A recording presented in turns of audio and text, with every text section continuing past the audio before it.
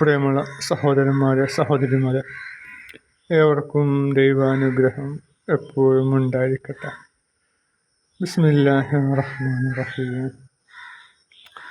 വമാ കാന ഇസ്തിഗ്ഫാറു ഇബ്രാഹിം ലിഅബീഹി. ഇബ്രാഹിം അദ്ദേഹത്തിൻ്റെ പിതാവിന് വേണ്ടി പാപമോചനം തേടിയത് അദ്ദേഹം പിതാവിനോട് അങ്ങനെ വാഗ്ദാനം ചെയ്തത് കൊണ്ട് മാത്രമായിരുന്നു. എന്നാൽ അതായത് പിതാവ് അള്ളാഹുവിൻ്റെ ശത്രുവാണെന്ന് അദ്ദേഹത്തിന് വ്യക്തമായപ്പോൾ അദ്ദേഹം അതായത് പിതാവിനെ വിട്ടൊഴിഞ്ഞു.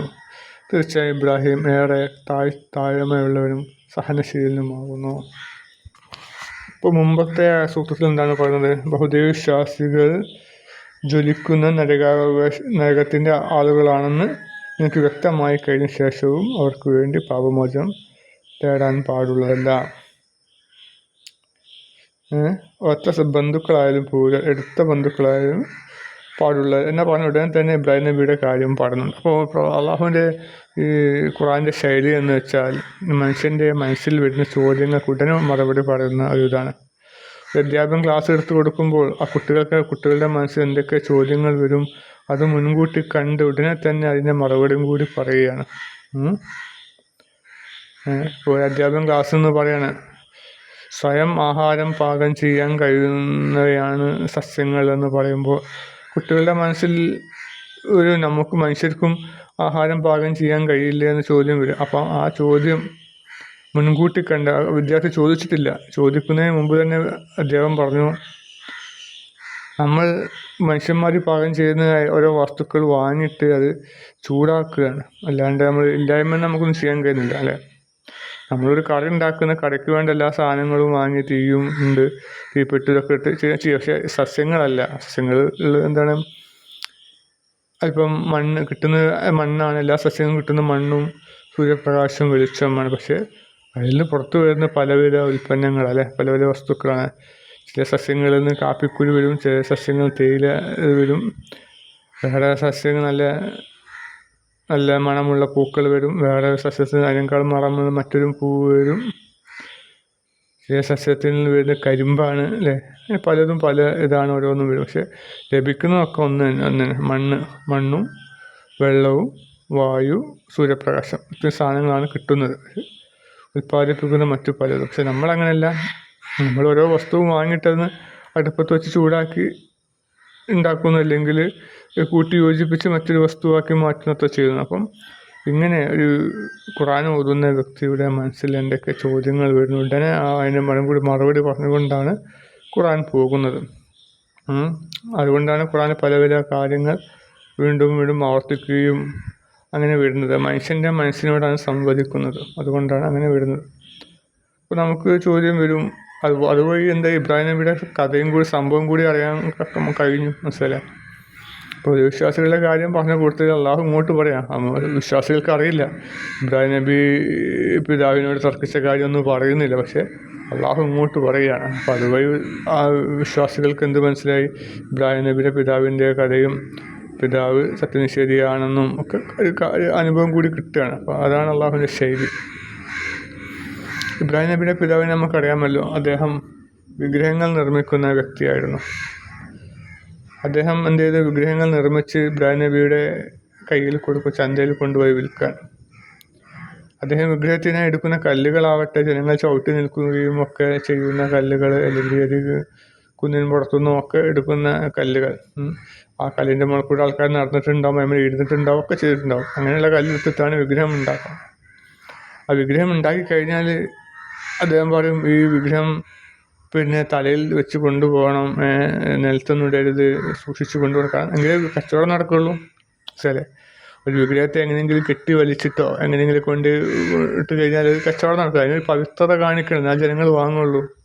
അപ്പം അതുകൊണ്ട് അദ്ദേഹം മകനോട് പറയും, ഇത് വളരെ സൂക്ഷിച്ച് കൊണ്ടുപോകണം, തലയിൽ വെച്ച് കൊണ്ടുപോകണം എന്നൊക്കെ പറയും.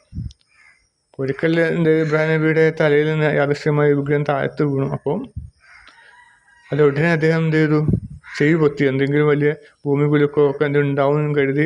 പിതാവ് അങ്ങനെയാണ് പറഞ്ഞ് പേടിപ്പിച്ചത്. കുട്ടികളിപ്പം അങ്ങനെ പറഞ്ഞാലേ മനസ്സിലാവുള്ളൂ. അങ്ങനെ ഇബ്രാഹിം നബി ഉടനെ ചെവി കൊണ്ട് പൊത്തി. അപ്പോൾ ഒന്നും സംഭവിച്ചില്ല. അപ്പോൾ ഒന്നും കൂടി എടുത്തുകൊണ്ട് ഇട്ട് നോക്കി. ഒന്നും സംഭവിച്ചില്ല. പിന്നെ എന്ത് ചെയ്തു, അതിൻ്റെ മുകളിൽ മൂത്രിച്ച് നോക്കി, കാഷ്ടിച്ച് നോക്കി, എന്നിട്ടും ഒരു അനക്കവും ഒന്നും കാണുന്നില്ല. അങ്ങനെ ഇബ്രാഹിം നബി എന്ത് ചെയ്തു, ചന്തയിൽ കൊണ്ടുപോയിട്ട് പറഞ്ഞു, നിങ്ങൾക്ക് ഇതാ ഒരു ഉപകാരവും ഉപദ്രവവും ചെയ്യാൻ കഴിയാത്ത വസ്തു നിങ്ങൾക്ക് വാങ്ങിക്കോളൂ എന്ന് പറഞ്ഞു. ആരും വാങ്ങും. ഇബ്രാഹിം നബി എപ്പം ചന്തയിൽ വസ്തു കൊണ്ടുപോയാലും ഒക്കെ വിൽക്കാതെ മടക്കി കൊണ്ടുവരും. അതുകൊണ്ട് തന്നെ പിതാവിന് ഇദ്ദേഹത്തിന് ഭയങ്കര വിദ്വേഷമായി അല്ലേ. നമ്മൾ ഒരു കാര്യം പറഞ്ഞാൽ പിതാവിൻ്റെ ഉദ്ദേശം നടക്കാത്താകുമ്പം ദേഷ്യം പിടിക്കില്ലോ അല്ലേ. പണ്ടൊരു പിശുക്കന് മകനെ പിശുക്ക് പഠിപ്പിച്ച സംഭവമല്ലേ. കാരണം പിന്നെ മകൻ എന്ത് ചെയ്തു, കല്യാണപ്പുരയിൽ പോയിട്ട് ആദ്യം വെള്ളം ഇടയ്ക്കിടയ്ക്ക് കുടിച്ചു. അപ്പം പിതാവിന് ദേഷ്യം പിടിച്ചു, ഈ വെള്ളം കുടിച്ച് കഴിഞ്ഞാൽ ഇങ്ങനെ ചോറ് കഴിക്കണ്ടേ, വെള്ളം പിന്നെയും കുടിക്കില്ല. അപ്പം മകൻ പറഞ്ഞു, പിന്നെ ഞാൻ ഭക്ഷണം വിഴുങ്ങി വിടുകയാണ്, ശരി ചവച്ച് കഴിച്ച് അത്രയും സമയം പോകില്ല, അതുകൊണ്ട് ഞാൻ വിഴുങ്ങി വിടുകയാണ്. അപ്പോൾ വിഴുങ്ങി വിടുമ്പോൾ സ്വാഭാവികമായിട്ട് അന്നനാളിൽ തട്ടല്ല അത്, അപ്പോൾ അത് ഒഴിവാക്കാൻ വേണ്ടി ഇടയ്ക്കിടയ്ക്ക് വെള്ളം കുടിക്കുന്നെന്ന് പറഞ്ഞു. അപ്പോൾ പിതാവ് ദേഷ്യപ്പെട്ടു മകനോട്. അപ്പോൾ അതുപോലെ തന്നെ ഒരു പിതാവിൻ്റെ ആവശ്യം നിർവഹിക്കാതാകുമ്പം പിതാക്കളും മകനും ദേഷ്യപ്പെടില്ല. അപ്പം അദ്ദേഹം പിതാവും തമ്മിൽ ഇടയ്ക്കിടയ്ക്ക് പ്രശ്നങ്ങളും ഒക്കെ ഉണ്ടാവാറുണ്ട്. പിന്നെ അദ്ദേഹം അമ്പലത്തിലെ വിഗ്രഹങ്ങളൊക്കെ തച്ചുടച്ച് അങ്ങനെ പ്രശ്നങ്ങളൊക്കെ അദ്ദേഹം അമ്പലത്തിലെ പൂജാരിയാണ്, പ്രധാനപ്പെട്ട ഒരു വ്യക്തിയാണ്. നമ്മുടെ ശ്രീകൃഷ്ണൻ പോറ്റിനെ പോലെ ഒരു കാര്യപ്പെട്ട ഒരാളൊക്കെയാണ്. അങ്ങനെ അദ്ദേഹം പിതാവിനോട് ഏകദൈവത്തെ പറ്റി പറഞ്ഞപ്പോൾ പിതാവ് നിഷേധിച്ചു. കാരണം വിഗ്രഹം ഉണ്ടാക്കുന്ന പണിയാണ്, ജോലി നഷ്ടപ്പെടുമല്ലോ.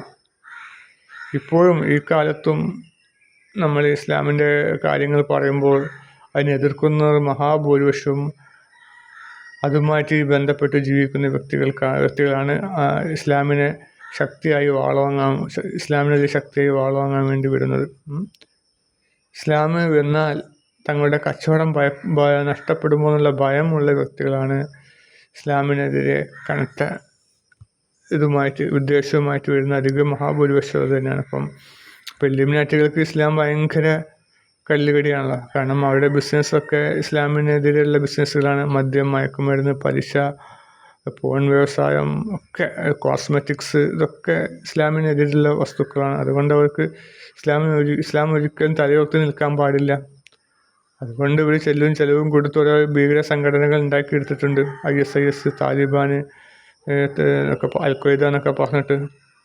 എവിടെ സ്ഫോടനം ഉണ്ടായാലും ഉടനെ ഇവരെന്ത് ചെയ്യും, ഞങ്ങളാണ് അത് നടത്തിയതെന്ന് ഇവർ എന്ത് ചെയ്യും, TV-യിലൂടെ പ്രഖ്യാപിക്കും. അങ്ങനെ വന്നാൽ എപ്പോഴും വളരെ പെട്ടെന്ന് അവരെ കണ്ടുപിടിക്കാൻ കഴിയുമല്ലോ. TV ഒക്കെ എങ്ങനെയായാലും ആ ചാനൽ എവിടെയാണ് നിൽക്കുന്നതൊക്കെ അറിയാമല്ലോ. സർക്കാർ രജിസ്റ്റർ ചെയ്യാതെ ഒരു ചാനലിനും പ്രവർത്തിക്കാൻ കഴിയില്ലല്ലോ. അപ്പോൾ അവർക്ക് എളുപ്പം പിടിക്കാം. അവരെ പിടിക്കാതെ എന്നിട്ട് ആ താലിബാൻ സംഘടന അല്ലെങ്കിൽ അൽഖ്വയ്ദ ആണ് ഒരു പ്രഖ്യാപിച്ചത് അങ്ങനെ പറഞ്ഞിട്ട് ഇസ്ലാമിനെ അവഹേളിക്കുന്നവരാണ് ഈ ഇല്ലുമിനാറ്റികൾ തന്നെയാണ്. ഇപ്പോൾ ഹമാസ് ആരെ സൃഷ്ടിയാണ്? ഇല്ലുമിനാറ്റി സൃഷ്ടിയാണ്. അതുകൊണ്ടാണ് ഒരുപാട് പേരെ കൊന്നു കഴിഞ്ഞ ശേഷം, പിഞ്ചു കുഞ്ഞുങ്ങളെ അടക്കം കൊന്നു കഴിഞ്ഞ ശേഷം ഹമാസ് എന്ത് ചെയ്തു, ബന്ദികളെ വിട്ടുകൊടുത്തു. ഇസ്രായേലിൻ്റെ എല്ലാ ആവശ്യവും നിറവേറി കഴിഞ്ഞപ്പോൾ അവർ ബന്ദികളെ വിട്ടുകൊടുത്തു. അവർ എന്തിനായിരുന്നു ബന്ദികളെ പിടിച്ചു വെച്ചത്? ഇസ്രായേലിൻ്റെ ആവശ്യം നടപ്പിലാക്കാൻ ഒരു പാവ സംഘടനയാണ് ഈ ഹമാസ്. ഇസ്രായേൽ തന്നെ സൃഷ്ടിച്ചെടുത്ത ഒരു സംഘടന. അവർക്ക് ഗാസയെ ആക്രമിക്കാൻ വേണ്ടി, ഫലസ്തീനെ ആക്രമിക്കാൻ വേണ്ടി അവർ തന്നെ ഉണ്ടാക്കിയെടുത്ത സംഘടനയാണ്. അല്ലാത്ത പക്ഷേ വെറുതെ ആക്രമിച്ച കഴിഞ്ഞാൽ ജനങ്ങൾ എന്ത് ചെയ്യും, ഇസ്രായേലിനെതിരെ നിൽക്കും. അത് പാടില്ല. അപ്പം ആദ്യം ഹമാസ് എന്ത് ചെയ്തു, ഇസ്രായേലിനെ ആക്രമിച്ചു. അതിനുവേണ്ടി ഇവർ എന്ത് ചെയ്യും, അതിർത്തികൾ തുറന്നെടുത്ത് കൊടുത്തു. ലോകം ചാരക്കണ്ണുള്ള ഇസ്രായേലിൻ്റെ മണ്ണിലേക്ക് പാരാഗ്ലൈഡർ വെച്ചിട്ട് പിന്നെ ബോംബിടുക എന്നൊക്കെ പറഞ്ഞാൽ എന്തുമാത്രം അവാസ്തവങ്ങളാണല്ലേ,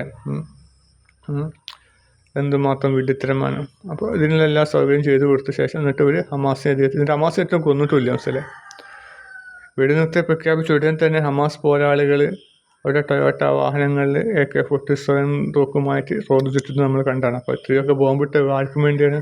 പാവപ്പെട്ട ജനങ്ങളെയാണ് ഇവർ കൊല്ലുന്നത്, പിഞ്ചു കുഞ്ഞുങ്ങളെയാണ് കൊടുക്കുന്നത്. ഹമാസിനെ അവർ കൊന്നിട്ടുമില്ല. ഹമാസ് ഒരാളാണ്. അപ്പോൾ ചുരുക്കി പറഞ്ഞാൽ ഇങ്ങനെയൊക്കെ പല ഇതാണ്. അപ്പം പറഞ്ഞു വരുന്നത്, ഇസ്ലാം എവിടെ ഉയർത്തി നിൽക്കുന്ന അപ്പോഴൊക്കെ അതിനെതിരെ പോരടിക്കുന്നത് ഇസ്ലാം വന്നാൽ തങ്ങളുടെ കച്ചവടം നഷ്ടപ്പെടുമോ എന്ന് ഭയമുള്ള കച്ചവടക്കാരാണ് എപ്പോഴും ഇസ്ലാമിനെതിരെ കൊമ്പ് കൊടുക്കുന്നത്. അതുകൊണ്ടാണ് പിതാവിന് ഇസ്ലാമിനോട് ഭയങ്കര ദേഷ്യം, ഇബ്രാഹിം കൊണ്ടുവന്ന മതത്തോട് ഭയങ്കര വിദ്വേഷം കാണാം. അദ്ദേഹത്തിന് കച്ചവടം നഷ്ടപ്പെടും, വിഗ്രഹം ഉണ്ടാക്കുന്ന ജോലിയാണ്. അപ്പം പല ദൈവങ്ങളെ ആരാധിക്കരുത്, ഏകനായ ദൈവത്തെ മാത്രം ആരാധിക്കണം, രൂപമില്ലാത്ത ദൈവത്തെ ആരാധിക്കുന്ന അദ്ദേഹത്തെ ജോലി നഷ്ടപ്പെടും. അദ്ദേഹം എന്ത് ചെയ്തു? ഇബ്രാഹിമിൻ്റെ കടുത്ത വിരോധിയായി. ഇവിടെ മറ്റൊരു സംഭവം പറയാനുള്ളത് വെച്ചാൽ അദ്ദേഹം പിതാവ് എന്ന വാക്കാണ് ഇവിടെ ഖുറാനിൽ പ്രയോഗിച്ചത്. അമ്മാക്കാന ലി അബീഹി, പിതാവ്. ഖുറാൻ്റെ വാക്കുകൾ ഒരിക്കലും കളവാവില്ല. അപ്പം അതേസമയം ആധുനിക പണ്ഡിതന്മാർ എന്ത് പറയുന്നത്? അദ്ദേഹം പിതാവല്ല, വളർത്തു പിതാവാണ് എന്നൊക്കെയാണ് പറയുന്നത്. പക്ഷേ പിതാവായിരിക്കാനും സാധ്യതയുണ്ട് ചിലപ്പം. അപ്പം ഖുറാനിൽ നേർക്ക് നേരെയുള്ള അർത്ഥം നമ്മൾ എടുക്കുക, പിതാവ് തന്നെ ആയിരിക്കുമെന്ന് നമ്മൾ കരുതുക. അപ്പോൾ എന്നിട്ട് അദ്ദേഹം എന്ത് ചെയ്തു?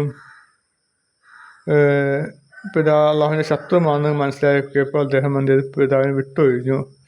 തീർച്ചയായും ഇബ്രാഹിം ഏറെ താഴ്മയുള്ളവരും സഹനശീലനുമാകുന്നു. അപ്പോൾ പറഞ്ഞു വരുന്നത്, നമ്മളോട് ഇസ്ലാമിനോട് ഭയങ്കര കടുത്ത വിദ്വേഷമുള്ളവർ ആവട്ടെ, അവർക്ക് എന്തെങ്കിലും ബിസിനസ് താല്പര്യമുണ്ടാവും അല്ലേ?